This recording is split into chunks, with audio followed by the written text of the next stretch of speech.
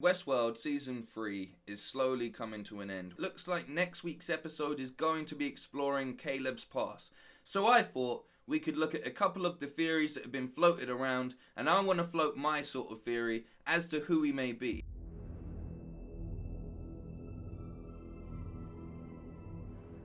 So the theory I really want to discuss today is why it's okay if Caleb is a nobody. I know that Westworld builds us up to always think, well, this could be that, and this is a mystery, this is a turn, and this is a twist. But when you look at it, we've already got so much on the table. Do we really need a big twist for Caleb to be impactful?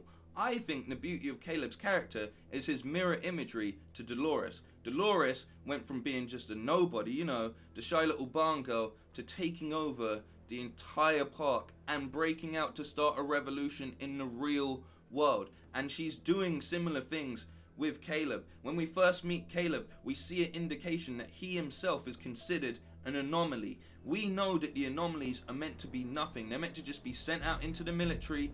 We hope and send this group to high-risk sectors like war, the wood chipper to eat them up and spit them out.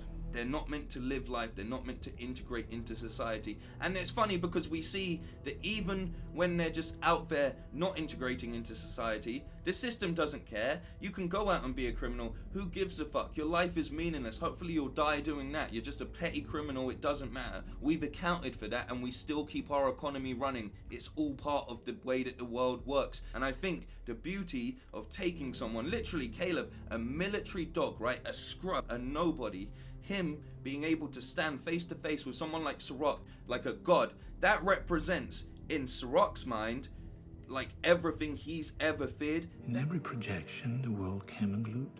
There were people, outliers, agitators who you couldn't predict or control.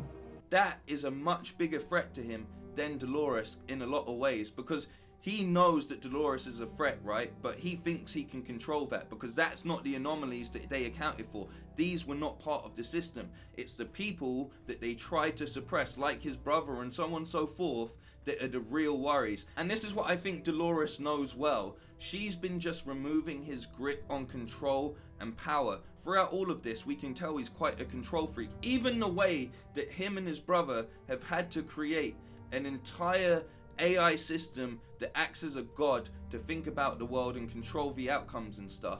That all came from a point of seeing his home world, France and stuff, destroyed before his eyes. His grip, his trauma, the thing that he holds on to that makes him him, just like the host or whatever, is that point in time where everything he knew was destroyed. So now he's tried to put a massive blanket over it all and control it so it benefits just him, to the point where, like he said, he left his brother behind.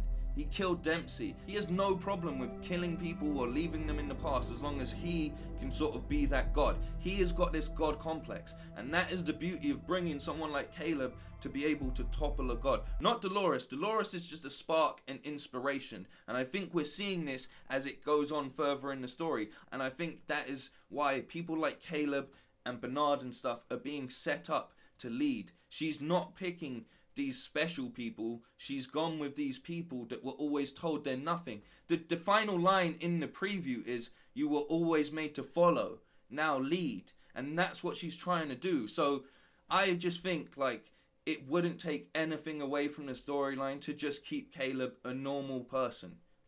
Because he is our way into the storyline as well. Throughout most of Westworld, we've just watched the rich have their way and play with things in the way that they want to. We haven't seen the fallout effects on the working class and the people that go out and have to put their life on the line just to make a living and stuff, So I think that's a really good dynamic that they can bring into it. And if not, there's some other great theories that are, I'm on board with most of them. Now there's one that I think we can all agree on, even if it's true, doesn't really change the story that much apart from in this way.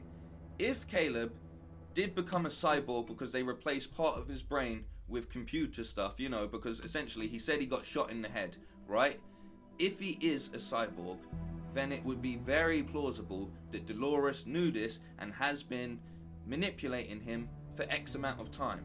As we've seen, she's able to manipulate the human world quite easily as far as electronics and computers go. So this would mean that even though he feels like he's awakening yet again, he's still being kept subdued by another person. Why would this work well for the story?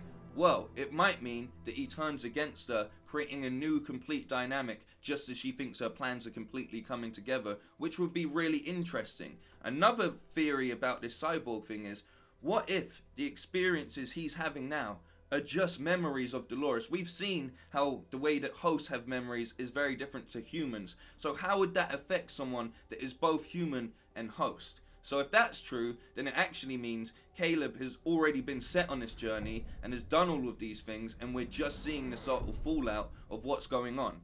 My favourite one might just be the fact that he could be William's son, because we don't know what William's surname actually is. A big theory that I love, and it was floated by my boy Heavy Spoilers over on his channel, I'll put the link right there, is that Caleb could be Sirach's brother. Like I said, the link for that one is right there. Let me know what you think is the importance of Caleb's role, and if it turns out that it's just nothing, would you be upset with that? So that's my thoughts on it all. Please leave me your theories. Now, this is actually a show that a lot of people like. A lot of my theories in recent times have been around things that people are a bit jaded by. You know, Picard didn't go the way a lot of people like, so they didn't care about the theory. But what I liked about that is, while they didn't like the show so much, they did like the discussion that was going on around it. So if we can create that, then we're still doing a great job. And in this case, it's for a show that is, everybody's on board with it. I don't know why you're not. If you don't enjoy the third season, then you're just not looking at how this story is played out from start to finish.